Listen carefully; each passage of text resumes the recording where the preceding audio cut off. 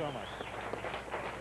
Thank you very much, ladies and gentlemen. Welcome to the program. My name is Dave. I'll be your host. And before we go too much farther here into the program, last night, if you weren't joining us, I told the little story of how yesterday I came this close, desperately close, to spending $2,700 on bedding. It was quite a tale. And tonight I'll have an itemization of those purchases for you a little bit later in the show. So stay tuned for that by all means. Thank you. Okay, I came this close to spending $2,700 on sheets and pillowcases. And I have later in the show an itemization, and I'll share that with you, this vast American viewing public. So.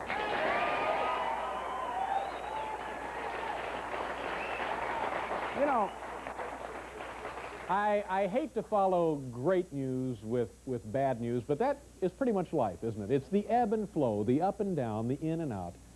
And there was a grim discovery made by the United States Postal Service today. In the basement of their main office in Washington, they found the badly decomposed body of Mr. Zip.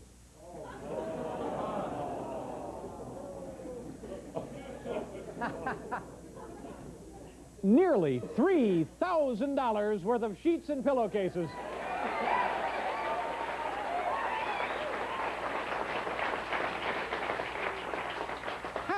How, you're saying, is that possible? Well, later, if you stay with us, and I find that hard to believe, but if you will, I'll show you the damn receipt right over there. That close. And also last night we discovered that our longtime friend and companion and working colleague, Mr. Al Frisch, has decided to leave NBC. He's retired. Al Frisch has been with us for many, many years. He worked here at NBC for 45 years. Was it 40 years? It was not 45, was it? 65. He worked here. Anyway, Al worked here a long, long time, and he was beloved, revered, and looked up to by virtually no one. But still in all, we grew to know and love the man. And now he's retired, and I didn't realize this until last night. We're all quite sad that he's gone, but we have a chance to meet a new friend tonight. We're saying goodbye to an old one. We'll meet a new one, and I understand this young gentleman here, how do you do, is Al Frisch's replacement. What is your name? Charles Davis. Charles Davis, ladies and gentlemen, and I hope you... Well, that's right. That's right, it's Charles Davis. And you'll be taking over for Al. What exactly did Al do when he was in the studio here? I just pulled some cable and kept it out of the way of the cameras. About it. So that was pretty much his responsibility. Make sure that the cable was not in the way of the camera itself. Right. Well, now, he did this all his life. What kind of training have you had for this? Well, I mean, not much. What's there to learn? Yeah. Charles Davis, ladies and gentlemen, a new member of the late night family. Charles Davis. Good luck, Charles. Charles Davis. Yesterday, Supreme Court nominee Douglas Ginsburg acknowledged now, I thought that this was quite telling, he acknowledged that he destroyed documents that were 2 years ago sought by a congressional committee. And frankly, I was glad to hear that. I know people were worried that the guy wouldn't fit in with the Reagan administration. That's all been taken care of. What a night, folks. What is the matter? Wait a minute. Just, what the hell has... Oh, my God. Are you folks all right? Easy. Charles? Is it all right? It's a lot tougher than it looks. A little harder than... All right. Wait a second. Well, for God's sakes, be careful. What a short... In your hands, please. And everybody smile. We're ambassadors.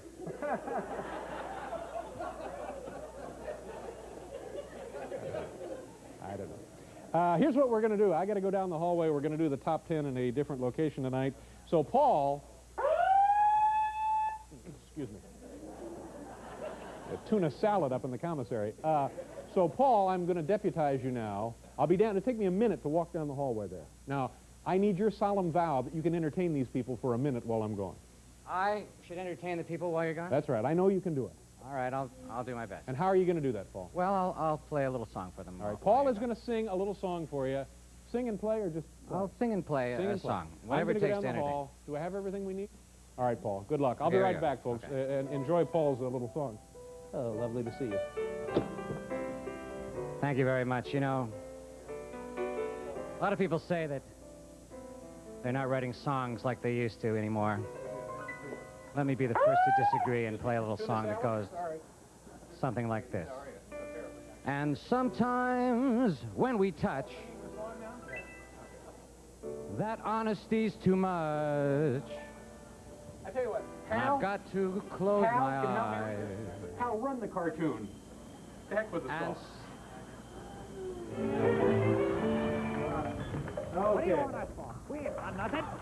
Sure. It's lovely weather in New York today. Move along there. It might be Indian summer. Don't you think? 5 minutes and get here. Okay, Hal, we're all set. Here we are.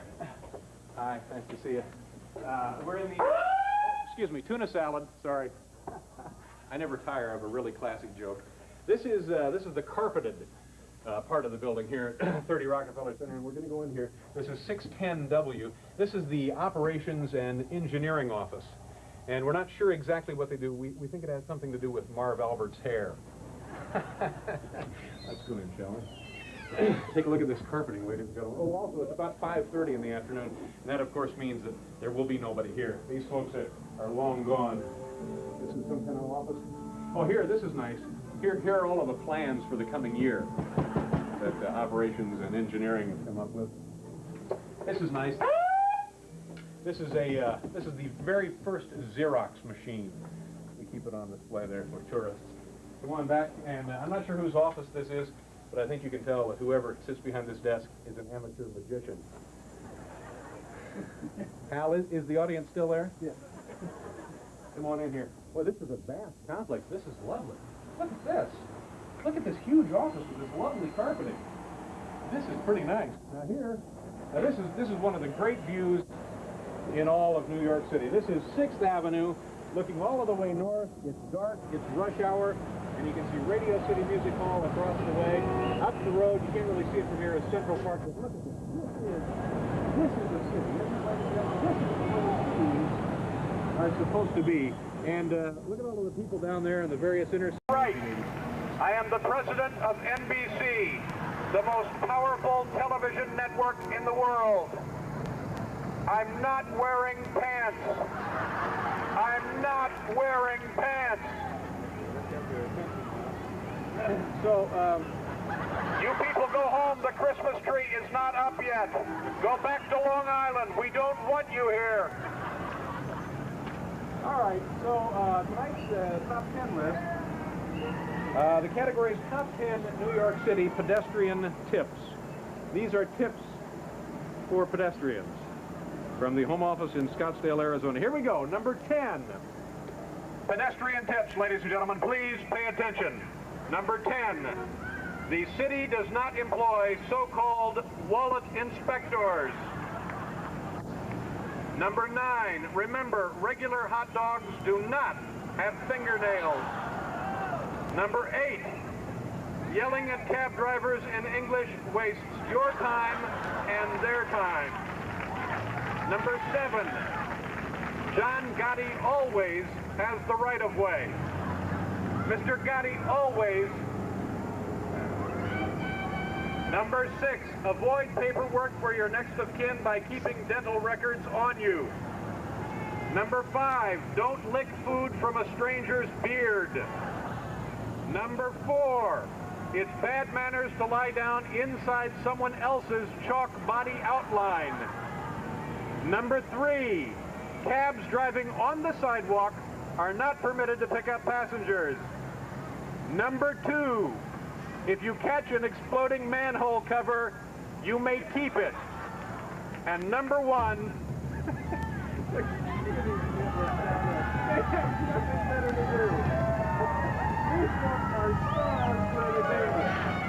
It's like New Year's Eve, isn't it? And suddenly I'm Dick Clark waiting for the ball to drop. Number 1. If it doesn't smell like chili, it probably isn't. Please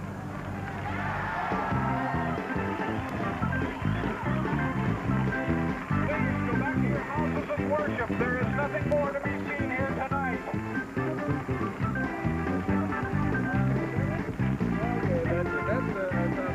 What a great shot of a great city. think so? Because autumn in spring, New York. Yeah, Beautiful. autumn in New York. Spring is non-existent, and the summer is brutal, and the winters, we know, can be quite savage, but autumn is great. That still doesn't mean we want you coming here. Stay where you are and enjoy your own life. Don't bother us. Okay, here it is. I have it. I have now on paper. Yesterday, I had a minion go to a place to purchase bedding for a new bed. You took 10 guys to buy a bed with No, you? I didn't say 10 guys. I said a minion. And what would you guess, Paul, that bedding would run in 1987? I would say for like a complete set of That's right. pillowcases, Two sheets. sheets, maybe a mattress pad, pillowcases, pillows, and, Well- and a thing on top, a comforter. $12.95. Exactly, that's what I thought. One king-size mattress pad, $80. Anton, we need some help here. One king-size comforter cover, $200. Two pillows, really nice pillows, two pillows now, $660. Three sets of pillowcases, because you gotta have like a spare. Gotta have a spare. So you can rotate them as you would agricultural crops. Yes. And you ought to see some of the stuff growing on some of my Oh, pillowcases. cut But that seriously, out. Never mind. three sets of pillowcases, $171. Two sets of king-size sheets. Oh, God. Two sets of king-size sheets, $320. $320. And number one king-size comforter, $1,035. And that's how I almost spent $2,700 on bedding. Wow. Hal, is the microphone on? Yeah. And the grand total, the subtotal, the subtotal was $24.66, tax and license, $203.45. The grand total was $2669.45. You could buy a car for this. Well, I didn't. I didn't spend that kind of money, and you folks don't care what I spend on bedding, do you? So you're saying, then, that prices have gotten outrageous now? Yes, that's right. Thank you, Paul. Is that the point? Thank you very much. Isn't it terrible? It is. It's just horrible. Oh, our regular crew is back. That was Howard Vinitsky back there.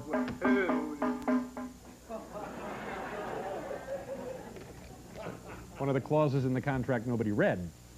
My first guest tonight is but nearly $3 grand for bedding.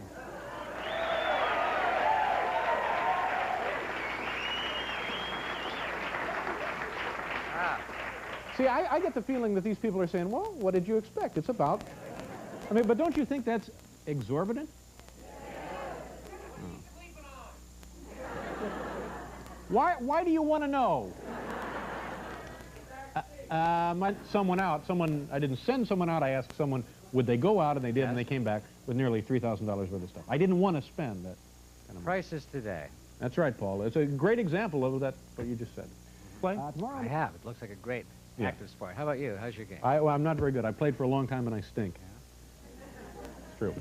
I count myself among the many admirers of our next guest, who is quite simply one of the best tennis players in the history of the game. Her career earnings currently total more than, oh, Lord, look at that. Now, this woman could afford that kind of betting. Her career totals currently total more than $12 million. Whoa. Ladies and gentlemen, please say hello to Martina Navratilova. Hey. Hi, Martina. Great to see you. How you doing?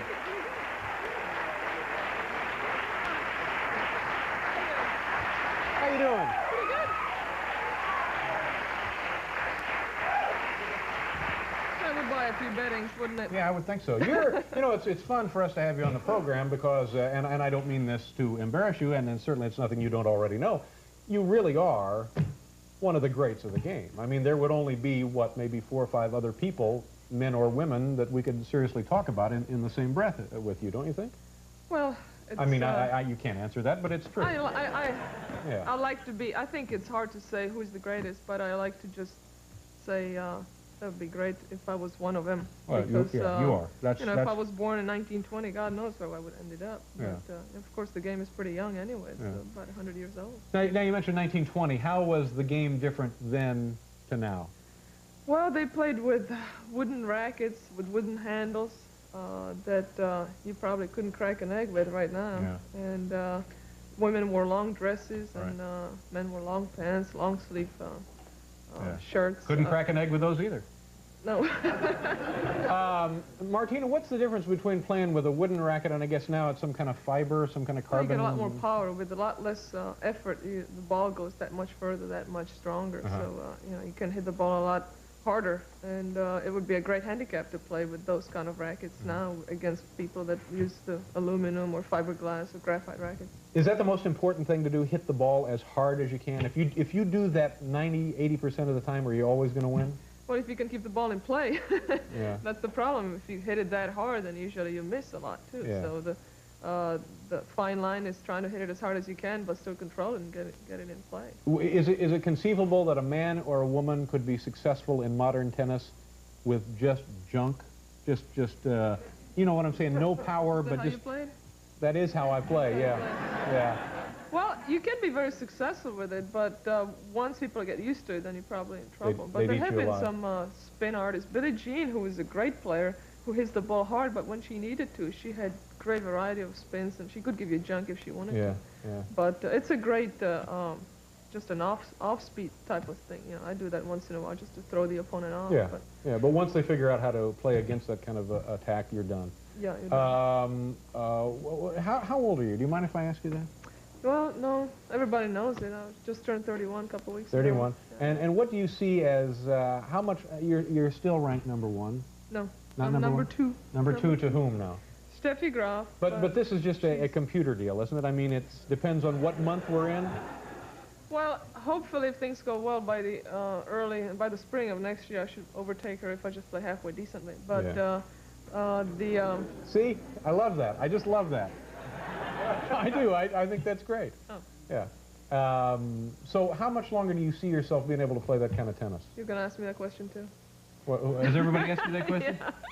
As soon as you turn 30, everybody says, "Well, you know, what are you gonna do now?" As if my life should be ending. No. But, That's not what I was getting at. You thought I was going to ask that question?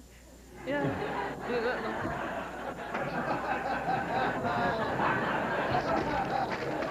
No. What I...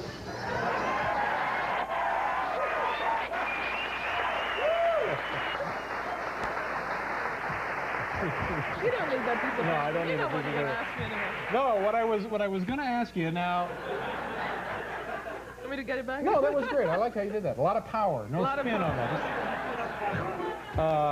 Sort of like my basketball pass. Now, when Bjorn Borg retired, he walked off center court at Wimbledon when Jimmy Connors, or no, I'm sorry, when McEnroe. John McEnroe beat him. Wouldn't say anything to the television cameras, just kept on going, and we never heard from him again. Jimmy Connors has peaked and is still a very fiery competitor, but he's still out there playing week in and week out. Which of those two ways to go out will you choose, do you think? Well, I'm past Bjorn Borg syndrome, and I'm not quite where Jimmy is yet. So I'm sort of in the middle. I always thought it'd be great to go out on top, but I think the most important thing is to quit while you're still enjoying the game. You don't want to get to the stage where you don't want to play out there anymore. You're still doing it for whatever reason. You can't quit. Yeah. So I hope that I'll have plenty of interest to do things besides just having to play tennis. But you know, the dream of mine is to quit when I win Wimbledon and just to stop. But then you always think, well, maybe I could win it one more time. Yeah, no. So, Is there any goal that you have not accomplished in tennis? I guess winning the Grand Slam in one calendar year. I've won 6 Grand Slam events in a row, but they were not in one calendar year. Yeah. The Grand Slam is 4, the Australian Open, the French, Wimbledon, and the US Open. But I didn't do it in the right order to do it in one calendar year. But, Yeah, but now we're really nitpicking here, aren't we? I mean, well, I'm happy. What can I Yeah, say? I would mean, think you should be I'd like fairly to win happy. Wimbledon one more time. But you know. I may have asked you this before when you were here. For a player, what's the tournament that's the most fun? I think Wimbledon is more enjoyable while it's happening. Winning US Open is fantastic, but it's really, you have to try so hard to concentrate and not Sure. to let all the distractions get in the way. But what's that the you can't one really tournament enjoy that it. the players really look forward to playing I think in? Wimbledon is the Really? one, really, because they take pretty good care of you, and the whole atmosphere is so different. I think tennis players, that's what they dream about, winning. Oh, sure. Wimbledon is it for any of them. Yeah. Is that the only major tournament held on grass? Right now it is. The Australian Open US Open used to be played on grass, then they switched it in 1975 to clay at Forest Hills. And then the Australian Open has been played on grass until this year, which actually next year, in 1988, will be played on some new Linoleum. rubber I hear stuff. linoleum is what they're talking about. It's some rubber thing. Nobody's ever played a tournament on it before. Nobody's even played on it before, and they're using it. So. This is the calendar right there. What are you? You're February? Well, that was That's a year ago? 1987, yeah. Next year I'm on skis. All right. And the tournament is the Virginia Slims here in New York? Yeah, we're playing in the Madison Square Garden starting on the 16th of November. Great. And everybody will be there. Good luck. Nice Thank to you see you very again. much.